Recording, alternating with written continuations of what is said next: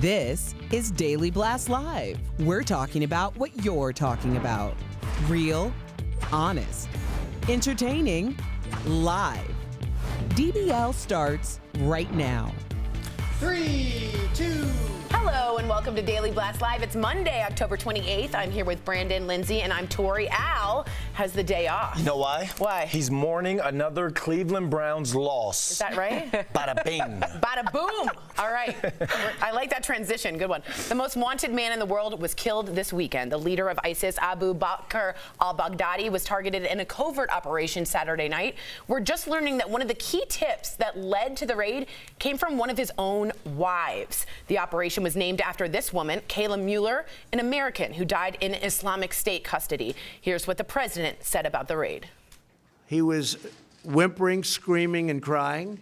And frankly, I think it's something that should be brought out so that his followers and all of these young kids that want to leave various countries, including the United States, they should see how he died.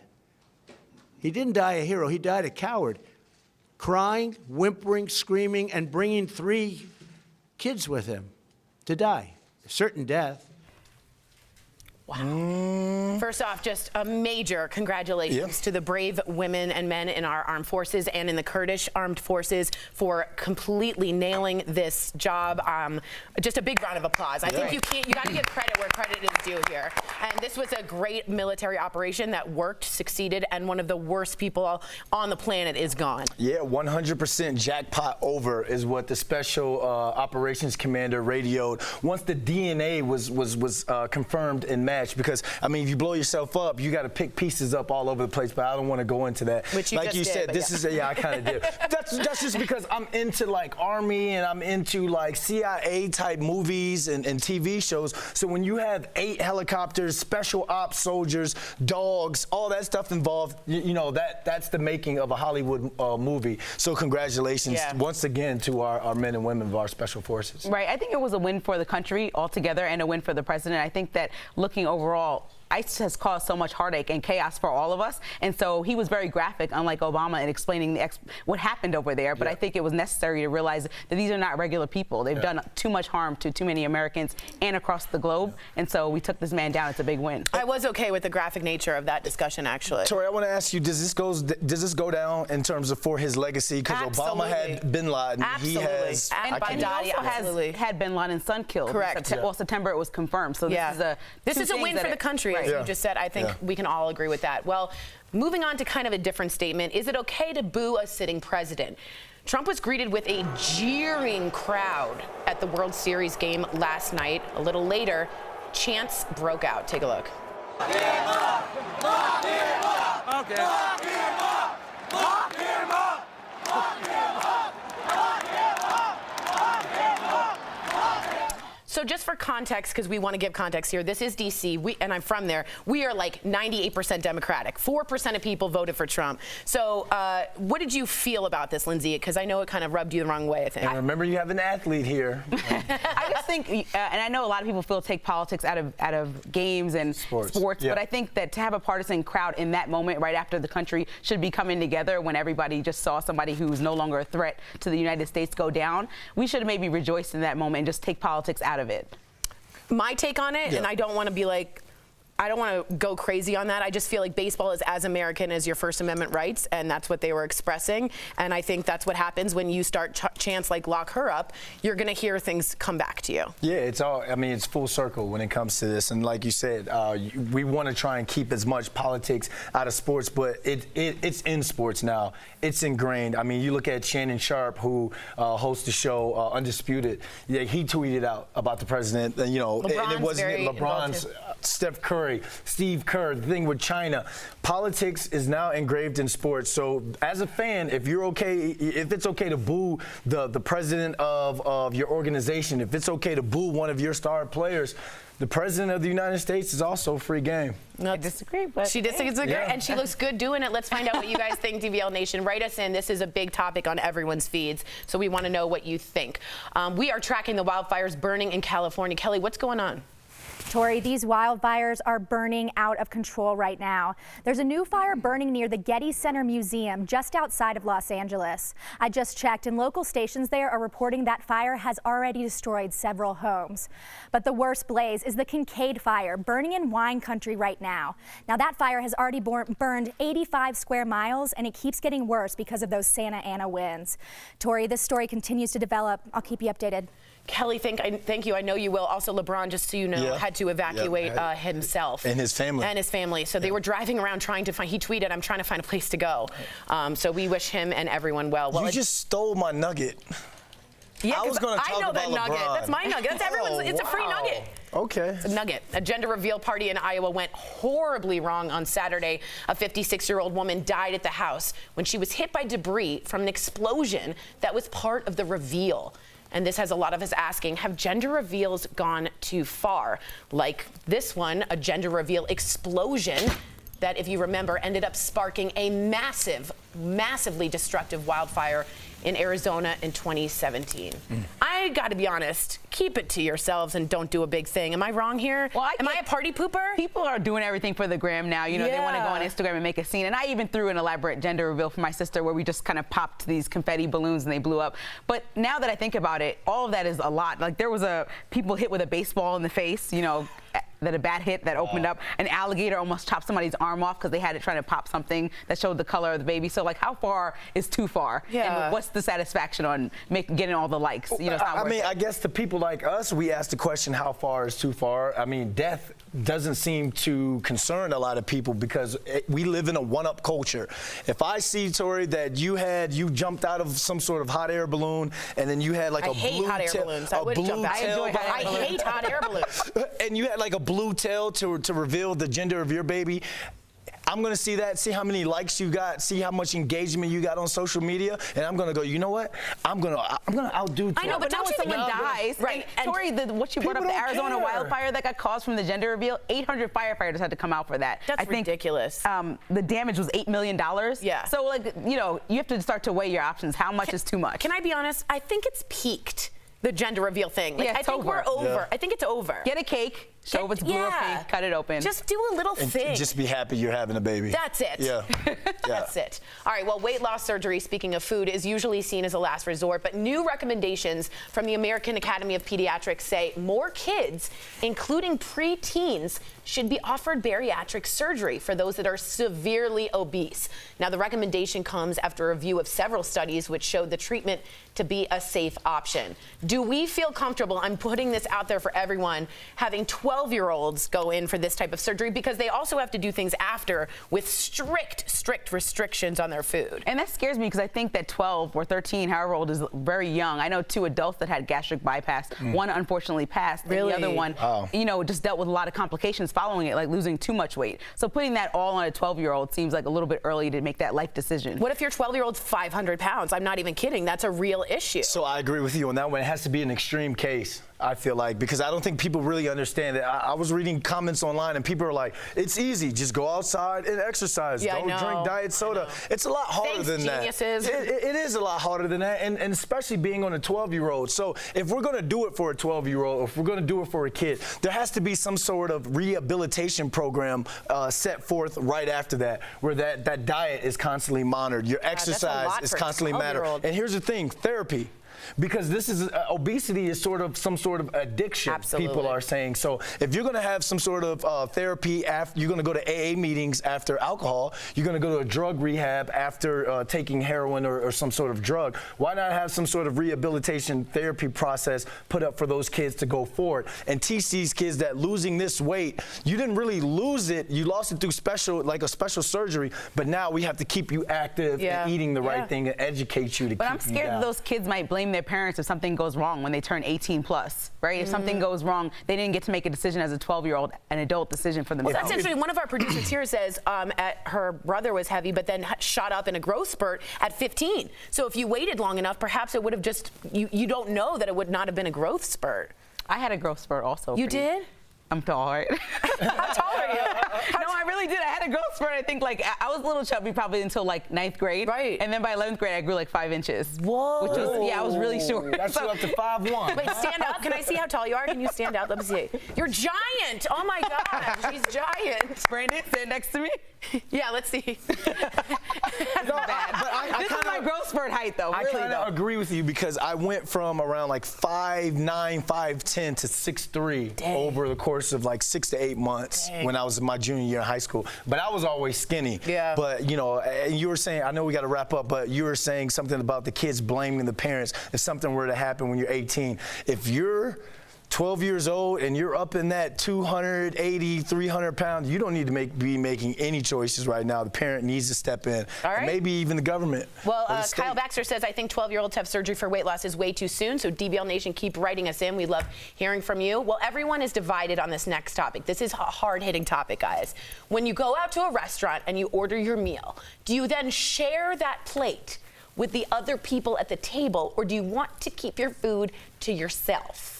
Oh, if it's sushi, do not touch my sushi. I only eat crab and shrimp sushi, so I make sure I order just for myself. You're a sushi snob. Yes, you need to have that. Sushi is not Okay. community property. But everything else, like what if I'm like, yo, we're out, we're at the bar with I grab a nacho. Did you wash your hands, Tori? I did. I grabbed a nacho off your plate. Are you like enraged? Did you ask? No. Oh my gosh. So that's not okay.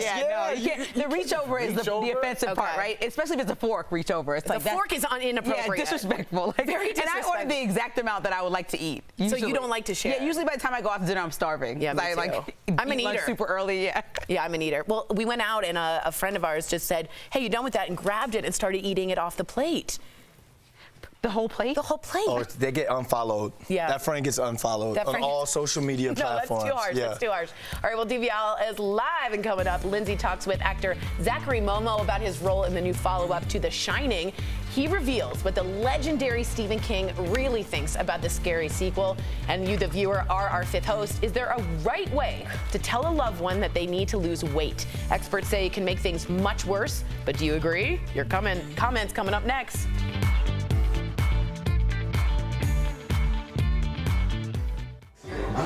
Hi everyone, happy Monday. Kelly Schubert here with the DBL digital team. I'm tracking all the breaking and trending news for you right now, including the fires in California. I'll continue tracking those for you. Let's go to the desk and see what our hosts are. Actually, we're going to stay here. I'm going to keep telling you about the fires. PG&E has actually closed down a lot of power there for hundreds of thousands of people because they have faulty power lines, and they're worried because of that wind that it could start more fires, which is exactly what they think happened this morning with that Getty fire. Again, that's burning just outside of Los Angeles. It's burning down a lot of homes right now, and these are, expensive homes. Not that it matters, not that it makes a difference when your home burns down, but let's continue to go to the desk and talk to our host about this. Hey guys, Tori, do you know where the Getty Museum is and where this fire, Dude, the Getty's right near. Tori's from LA. Yeah, I spent 10 years. The Getty is in Santa Monica. Jeff, is it Santa Monica? Yeah, but it's like right before. I'm in West Hollywood, so it was like, yeah. Yes, Santa So Monica. yeah, it's but it's close to everything. It's on a hill and all that stuff, but it's right in the middle of LA, like Yeah. right in the middle. It seems like these fires are getting closer and closer. Oh my gosh! To, like, and the the Getty is circle. art you have to Yeah. be careful with. I mean, I don't know what you do about that And art. remember we had that fire last year that was burning near the Getty Museum as Yeah. well, and luckily they saved it, but hopefully they can do the same in this case. Several homes have burned down already, we know. Does LeBron's house okay? I haven't seen any news about LeBron's house, but he is still evacuated as far as we know. But again, this is an area where there's lots of expensive houses. I was telling DBL Nation, not that it makes a difference if it's expensive houses or not. Right. When your home But burns you, like, down, dream it's of moving terrible. there and You then dream- yeah, this is the dream. Right. You're right. And then it's just flattened. You know It's what I just crazy. said to someone? I go, why doesn't LeBron go to like the Peninsula, which is a really great hotel? And then I realized, well, that's near the Getty. Like I was Yep. thinking, oh wait, never mind. And All you of have to that's remember, gonna be. there's more than a dozen fires burning right now across California, so everywhere you go, it seems like He there's a fire probably burning. had to go east, like going towards Yeah. Rancho Cucamonga or Yeah. something. Because just think, if his house is affected, everyone around him house Yep. is affected. And DBL And then Nation, LeBron keep in also mind had that no with these Super 8 fires, hotel. it burns down the Or vegetation, so anywhere that people does live. cause mudslides as well when it comes to rain season. So we'll keep an eye on this for you. We're wishing them well. Bye.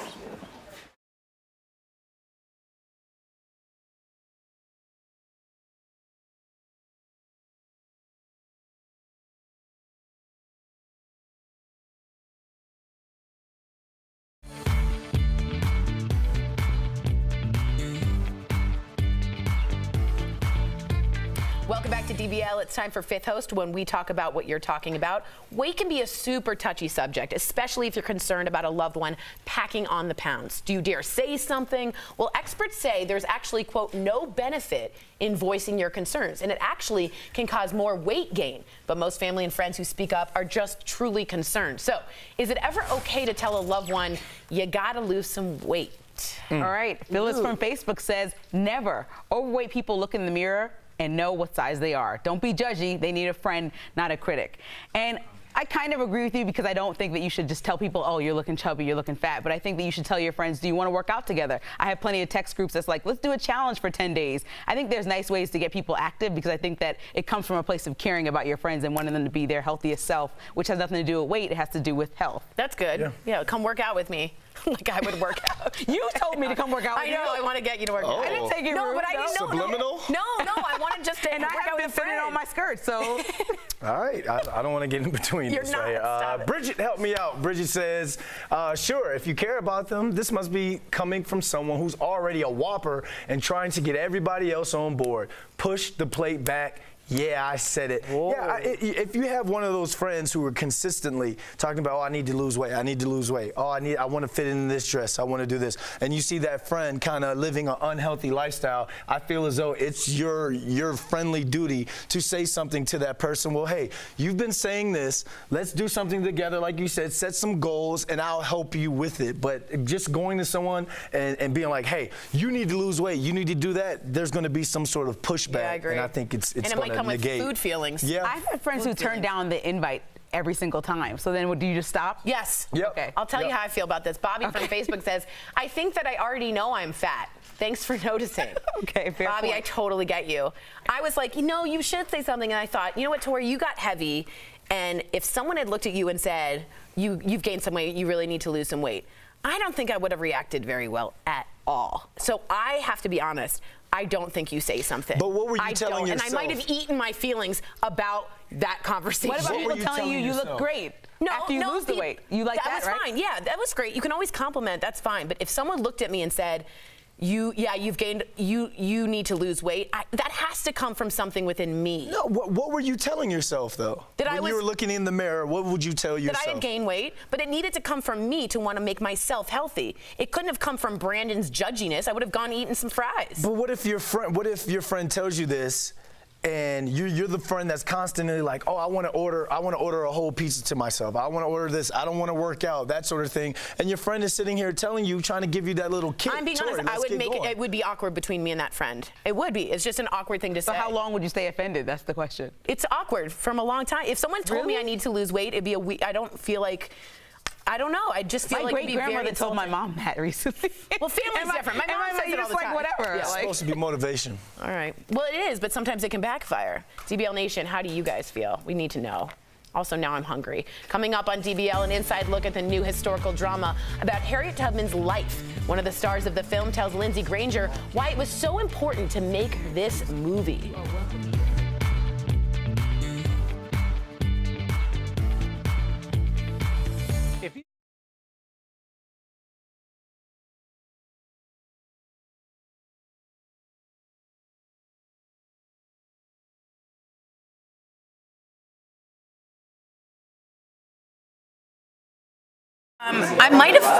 I feel like maybe I sparked some people being like, well, we're just trying to help you out. But John Venturini says weight loss is centered around the mind. Once the mind is in the right place, a lot of amazing things can follow. Those who never had the struggle can never say anything. It comes off disingenuous. Now, John Venturini, I believe you've lost something like 100 pounds, something crazy amazing.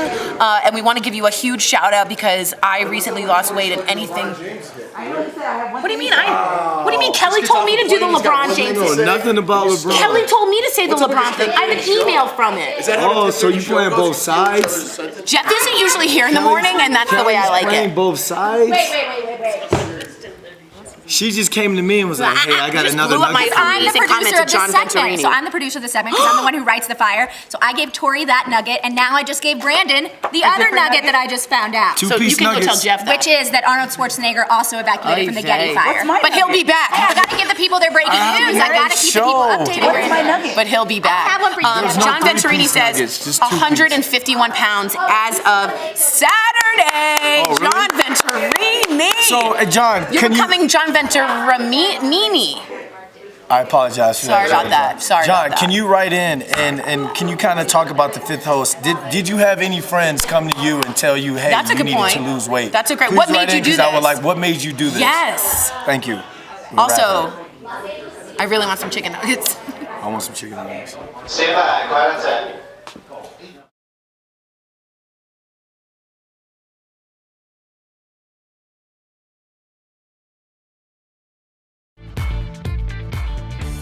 Welcome back to Daily Blast Live. You may not know his name just yet, but you'll recognize his face this movie season. I talked to Zachary Momo about his role in the film about Harriet Tubman and what her legacy means to him. Plus, he's in the follow-up to The Shining, and guess what? He's afraid of horror movies. That's in today's Chatting with the Stars.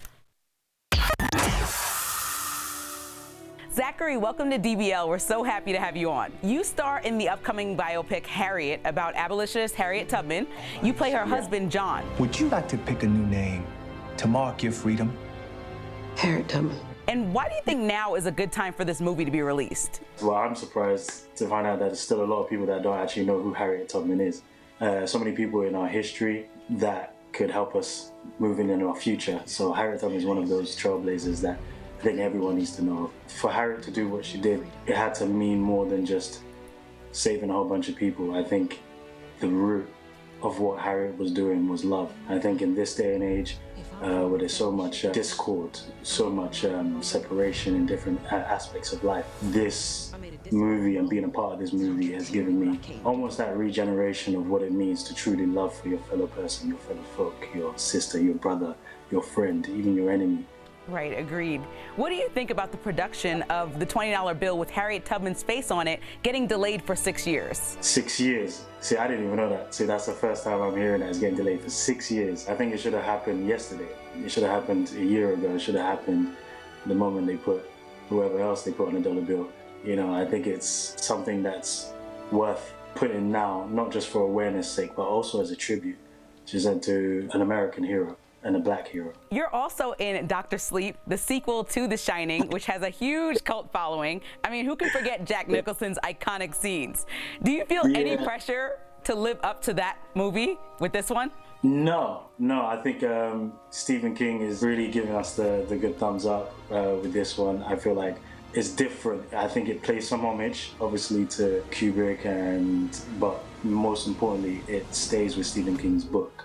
You know, and so we get the best of both worlds, which is Stephen King's ideology, Stephen King's great storytelling. I'm not a big fan of horror movies, mainly because I can't sit through them by myself and watch them on my own. I need like a whole group of people around me. Same. So, well, we're so excited to see you in action. Zachary, thank you again for talking with us. Thank you. Bye.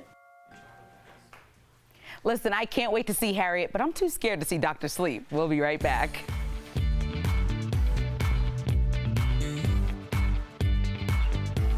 Promotional consideration. Welcome, Beauty Blasters. I'm Jure for the Slay, and today I want to give you guys a quick pro tip on how to use eye cream. Now, there's so many eye creams out there, but when you're doing your makeup and you want to make sure that your look is staying all day, sometimes it's great to use an eye prep cream. Now with this guy, this is one of my personal favorites. It's the MAC Fast Response Eye Cream. It's caffeinated and it has hyaluronic acid to make sure that we're hydrating the eye, but also taking away any additional puff that might be chilling there. Whether you're working late, whether you're partying, doing something you ain't supposed to be doing, it's gonna take away all your little dirty sins, alrighty? Now what we're going to do is just simply take a little bit, maybe like a pea-sized amount. Ooh, it's gonna come out. That's all you need there, guys. You don't wanna overdo it around the eye because if we put too much product there, it can actually create more texture and more weight from too much weight being on that thin little skin. And all you wanna do is actually take your ring finger. We use this guy because it has the least amount of pressure for using against that gentle skin area and tap right against your eye. Now personally, there's a lot of different massage methods out there, but I like to take it from my inner corner and tap outwards. If you're getting a little risque out there, you can tap upwards right underneath the brow, and any additional can go right around the lips to help prep and keep the lips nice and hydrated and wrinkle free. Okay guys, another quick tip that you can actually use this guy for is removing little mess up wings or eyeliner looks, okay? All you do is take a little bit, maybe like a quarter of a pea-sized amount on a Q-tip and clean up right against that wing liner for any dots or lines that you might have messed up on. One more thing you can actually do too is use that for lip liner as well for perfected clean lip liner without having to restart and make that line way bigger. So let me know how this tip works for you guys. It's once again MAC Fast Response Eye Cream and it's magical. Go ahead and write me in @Jure for the Slay on any social media platforms or comment right below to see more or talk about everything you've learned today. We'll see you guys next time.